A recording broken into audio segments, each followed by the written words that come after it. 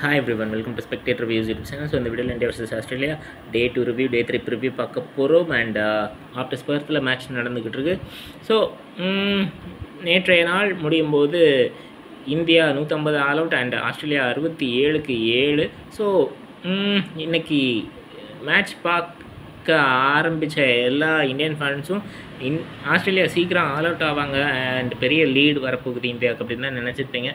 So pitch ரிப்போர்ட்டில் என்ன சொன்னார் ரசல் நாள் அப்படின்னா, நேற்று விட ஃபஸ்ட்டு செஷனில் இன்றைக்கி வெயில் ஜாஸ்தியாக இருக்குது, போக போக ஒவ்வொரு நாளும் வெயில் ஜாஸ்தியாக தான் இருக்கும் அப்படின்னு சொன்னார்.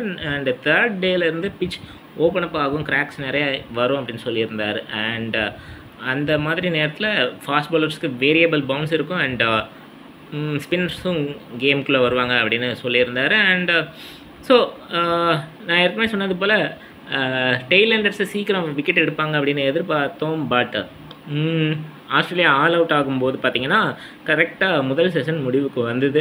ஸோ ஆஸ்திரேலியா 104க்கு ஆல் அவுட் 51.2 ஓவர்களில். கடைசி விக்கெட்டுக்கு பார்த்திங்கன்னா ஸ்டார்க்கு 26 ரன் அண்ட் 112 பாலில் அண்டு 2 பவுண்ட்ரி. ஹர்ஷித் ராணா பாலில் பண்ட் கேட்ச் பிடிச்சார். ஹேசில்வுட் 7 நாட் அவுட் 31 பாலில் ஒரு பவுண்ட்ரி. வெறும் 7 ரன் அப்படின்னாலும் 31 பால் ஃபேஸ் பண்ணி ஸ்டபனாக இருந்திருக்காங்க 2 பேரும் பார்ட்னர்ஷிப்பில். ஸோ அண்ட் இந்தியாவுடைய பவுலிங் அண்ட் ஃபீல்டிங் இன்றைக்கி ரொம்ப சுமாராக இருந்தது அப்படின்றது என்னுடைய ஒப்பீனியன். ஏன்னா ஸ்டார்க்குக்கு ஈஸி சிங்கிள்ஸ் கொடுத்தாங்க. அந்த இடத்துல தான் நான் ஜடேஜாவை ரொம்ப மிஸ் பண்ணேன். ஏன்னா 30 யார்ட் சர்க்கிளில் அவர் ஆப்பனண்ட் பேட்டர்ஸை பெருசாக ரொட்டேட் ஆகவே விட மாட்டார், டைரக்ட் ஹிட் அசால்ட்டாக அடிப்பார்.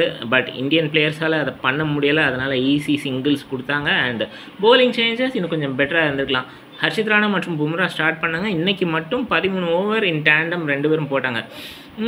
மற்ற பவுலர்ஸ் யூஸ் பண்ண வேண்டாம், ஏன்னா லாங் சீரீஸ் ஒர்க்லோட் மேனேஜ்மெண்ட் அப்படின்னு ஒரு எண்ணம் இருந்திருக்கலாம் பும்ராக்கு. பட் பவுலிங் சேஞ்ச் பண்ணும்போது சிராஜுக்கு பதில் நிதிஷ்குமார் ரெட்டி அல்லது வாஷிங்டன் சுந்தர் 2 பேரையும் ஏர்லியராக கொண்டு வந்திருக்கலாம் அப்படின்னு நான் நினச்சேன். ஏன்னா சிராஜ் ஆல்ரெடி நேற்று சில ஓவர்கள் போட்டார். சிராஜும் ஒரு இன்ஜுரியில் இருந்து ரெக்கவர் ஆன பிளேயர் தான்.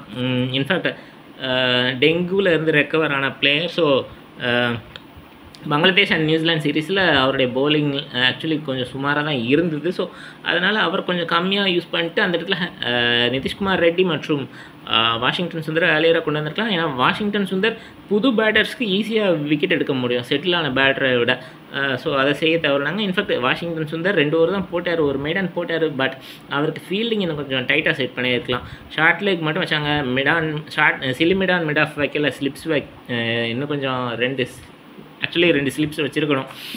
அண்ட் ஸோ இதெல்லாம் இந்தியா பவுலிங் அண்ட் ஃபீல்டிங்கில் செஞ்ச தவறுகள். அண்டு 2வது செஷன் முடியும் போது இந்தியா 84க்கு நோ லாஸ் 26 ஓவர்களில். ஜெய்ஸ்வால் 42 நாட் அவுட் அண்ட் 88 பாலில் 5 பவுண்ட்ரி. அண்டு கேஎல் ராகுல் 34 நாட் அவுட் 70 பாலில் 3 பவுண்ட்ரி அண்ட் 5 பாலர்ஸ் யூஸ் பண்ணியிருக்காங்க. அண்டு கடைசி செஷன் முடியும் போது இந்தியா 172க்கு நோ லாஸ் 57 ஓவர்களில். ஜெய்ஸ்வால் 90 193 பாலில் அண்டு கேஎல் ராகுல் 62 153 பாலில் 4 பவுண்ட்ரி.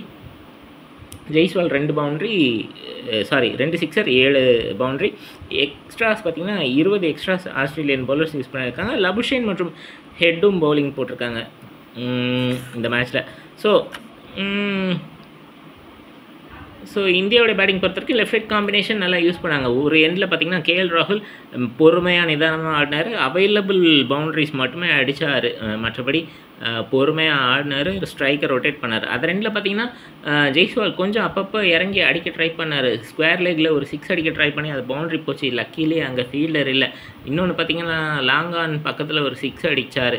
ஸோ அப்பப்போ பெரிய ஷாட்ஸ்க்கு முயற்சி எடுத்தார். பட் கேஎல் ராகுல் அவரை காம் டவுன் பண்ணிகிட்டே இருந்தார். இன்ஃபேக்ட் ஒரு stumping chance I think Australia wicket keeper miss பண்ணார் அப்படின்னு நினைக்கிறேன். இன்ஃபேக்ட் கேஎல் ராகுலும் 2 முறை ரன் அவுட்டில் இருந்து தப்பிச்சார் லயனுடைய ஓவரில்.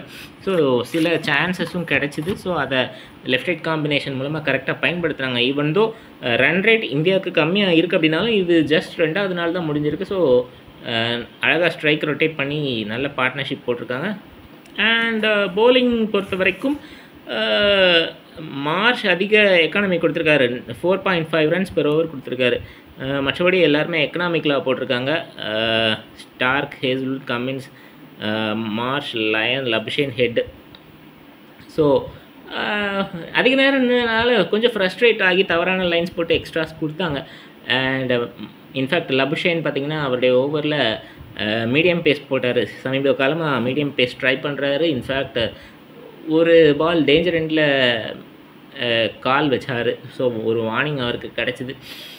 அண்ட் அது போல் ஃபீல்டிங்லேயும் பார்த்திங்கன்னா நிறைய ரன் அவுட் வாய்ப்புகள் தவற விட்டாங்க. இன்ஃபேக்ட் ஸ்லிப்பு அண்டு கீப்பர் இன்னும் கொஞ்சம் பக்கத்தில் வரலாம். ஏன்னா நேற்று அளவுக்கு கேரி ஆகலை பவுன்ஸு.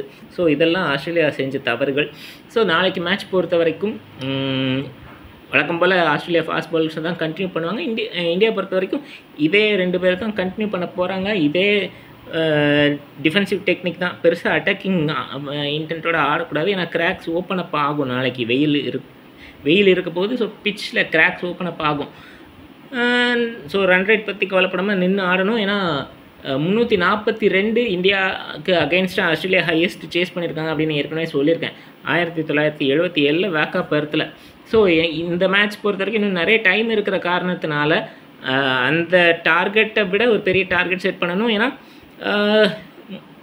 முதல் இன்னிங்ஸ்லேயே பார்த்திங்கன்னா ஆஸ்திரேலியாவுடைய லோயர் ஆர்டர் அண்ட் டெய்லண்டர்ஸ் நல்லா பேட்டிங் பண்ணாங்க. அண்ட் இந்தியா செகண்ட் இன்னிங்ஸில் கம்பேக் பண்ண மாதிரி ஆஸ்திரேலியன் டாப் ஆர்டர் பேட்டர்ஸும் கம்பேக் பண்ணுறதுக்கு வாய்ப்பு இருக்குது. அப்படின்றதுனால கண்டிப்பாக ஒரு பெரிய டார்கெட் செட் பண்ணணும். அதுக்கு நின்று நிதானமாக விளையாடணும். அண்டு பேட்டிங் காம்பினேஷன்ஸ் பொறுத்த வரைக்கும் நம்பர் 3ல் ஜெய்ஸ்வாலுக்கு பிறகு வாஷிங்டன் சுந்தர் வரணும் அப்படின்னு நான் எதிர்பார்க்குறேன். அதை போல் கேஎல் ராகுலுக்கு பிறகு கோலி, இந்த மாதிரி லெஃப்ட் ரைட் காம்பினேஷன் முடிஞ்ச அளவுக்கு வெயிட் பண்ணணும், கண்டினியூ பண்ணணும் அப்படின்னு நான் எதிர்பார்க்குறேன். அண்ட் ஆஸ்திரேலியா பொறுத்த வரைக்கும் ஃபீல்டிங் அண்ட் bowling டைட்டாக பண்ணணும். ஸோ இதுதான் நான் எதிர்பார்க்குறேன். பார்க்கலாம் என்ன நடக்க போகுது அப்படின்றது. உங்களுடைய கருத்துக்கள், ப்ரெடிக்ஷன்ஸ் கமெண்ட் செக்ஷனில் பதிவு செய்யுங்க. அண்ட் முதல் 2 நாள் பார்த்தீங்கன்னா இன்றைக்கி 209 ரன் எடுத்திருக்காங்க. 3 விக்கெட் தான் லூஸ் பண்ணியிருக்காங்க. 81.2 ஓவர். நேற்று பார்த்திங்கன்னா 217க்கு 17 விக்கெட் இழந்திருக்காங்க. ஸோ நாளைக்கு எப்படி இருக்க போகுது அப்படின்னு வெயிட் பண்ணி பார்க்கணும். ஸோ உங்களுடைய கருத்துக்கள், ப்ரெடிக்ஷன்ஸ் கமெண்ட் செக்ஷனில் பதிவு செய்யுங்க. உங்களுக்கு இந்த வீடியோ பிடிச்சிருந்தா லைக் பண்ணுங்கள், ஷேர் பண்ணுங்கள், கமெண்ட் பண்ணுங்கள், சப்ஸ்கிரைப் பண்ணுங்கள். இது வரைக்கும் சப்ஸ்கிரைப் பண்ணாதவங்க சப்ஸ்கிரைப் பண்ணிட்டு பக்கத்தில் இருக்கிற பெல் ஐக்கானை கிளிக் பண்ணுங்கள். நாங்கள் வீடியோஸ் போடும்போது நோட்டிஃபிகேஷன்ஸ் வரும். தேங்க்யூ ஸோ மச் ஃபார் வாட்சிங்.